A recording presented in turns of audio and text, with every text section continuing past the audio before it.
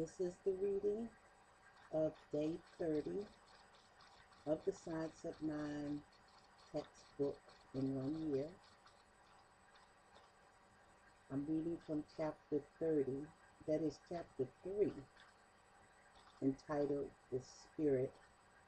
The section for day 30 is the action of spirit within itself. God, the self-existent first cause, speaks and it is done. His word is law. God is word. God is law. God is spirit. Spirit knows itself. The law is the servant of the spirit and is set in motion through its word. All law in some form of some form of universal force or energy. Law does not know itself. Law knows only to do. It is the medium through which the spirit operates to fulfill its purpose. Did God make law? It is impossible to think of a time when law did not operate. It is impossible to conceive that it was ever created. Therefore, law must be coexistent and co-eternal with spirit, a part of the causeless nature of the divine reality. The spirit operates through law, which is some part of its own nature. Therefore, all actions must be some action of spirit as law. The word of spirit moves through the law, and since the law must be as timeless as the spirit, we could not think of a time when law was not, or a time when it would cease to be. Neither can we imagine the law ever failing to operate once it is set in motion. We have then an infinite spirit and an infinite law, intelligence and the way it works. God working through law, which is unfailing and certain. Creation, the activity of God, the activity of spirit, the passing of substance into form through a law which is set in motion by the word of spirit.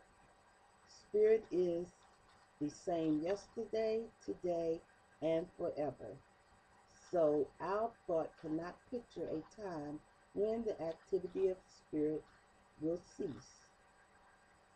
The whole action of spirit must within itself, upon the law, which is also within itself, and upon the universal stuff, which is also within itself. The three in reality are one, the Trinity. There is something called God that makes things out of himself or itself by becoming the things it makes, according to law and order. As nearly as the intelligence of the human race is able to judge, spirit creates by contemplation. The next section, how we understand its operation. The philosophy of applied metaphysics rests upon 2 or 3 very simple theological propositions. All invisible principles are theoretical, in that we cannot appraise them with our physical senses. We cannot weigh and measure them. Life, love, and beauty may be considered theoretical, in that no one has ever seen them. We see only their manifestations, but because of such manifestations, we reason that the reality exists. Metaphysical work rests upon the theory that the universe is a thing of absolute intelligence, that this intelligence is self existent. Spirit was not created. It was, is, and ever will be. We are compelled to assume the actuality of an original creative energy and intelligence before which nothing comes. God, the divine or universal life principle, or whatever we choose to call it, is an original, uncreated, changeless being, not a being with parts, but being with potentialities. There is a vast difference.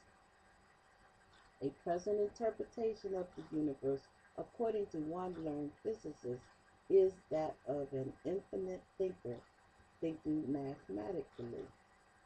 The infinite thinker is a spontaneous thinker.